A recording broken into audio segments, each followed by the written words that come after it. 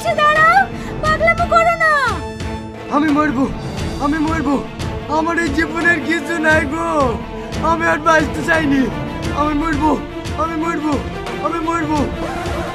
আবার নামো বলছো, নামো। এমন কি হয়েছে যে তুমি আত্মহত্যা করার চেষ্টা করছো? আমার সব চলে গেছে রে, আমি আর বাঁচতে চাইনি, আমি মরবো, আমি মরবো, আমি মরবো।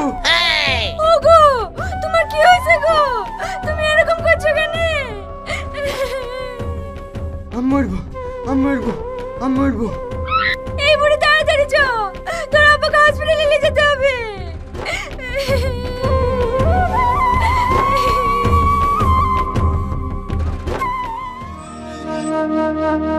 ডাক্তার বাবু, ডাক্তার বাবু, আমার স্বামীকে বাঁচা। কি হয়েছে আপনার স্বামীর? আমি মরবো, আমি মরবো, আমি মরবো। শুধু এই কথাটাই বলছে, আমি মরবো, আমি মরবো। ঠিক আছে, আপনারা এখানে বসুন, আমি দেখছি। সিস্টার, তাড়াতাড়ি পেশেন্টটাকে স্যালাইন দাও তো। ঠিক আছে স্যার, দিচ্ছি।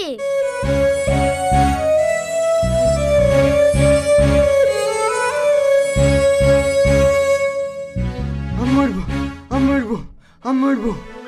স্যার, এইভাবে লটপট করলে আমি স্যালাইন কিভাবে দেব? এ তো সিরিয়াস পেশেন্ট, দরকার বেডে বাঁধো, তারপর স্যালাইন দাও। ঠিক আছে স্যার, বাঁধছি।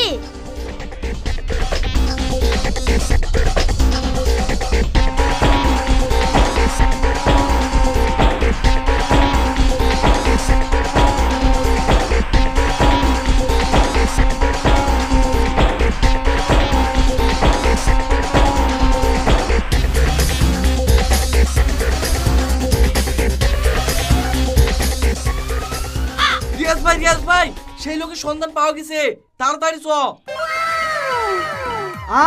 সন্ধান পাওয়া গেছে? এই ডাক্তার বাবু, তাড়াতাড়ি আমার হাত পা খুলে দে। আপনি যতক্ষণ না সুস্থ হচ্ছেন, আপনার হাত পা আমি খুলে দিতে পারবো না। এই ডাক্তার, এখনো বলছি আমার কিচ্ছু হয়নি, ভালো চাস তো খোল। আপনাকে বললাম না খোলা যাবে না, আপনার মাথা সমস্যা হয়েছে।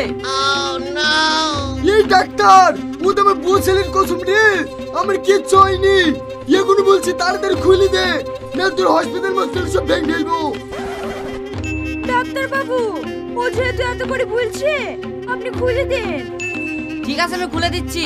পেশেন্টের কিছু হয়ে গেলে আমাকে দায়ী করবেন না। এই সিস্টার, ওর হাত পা খুলে দাও।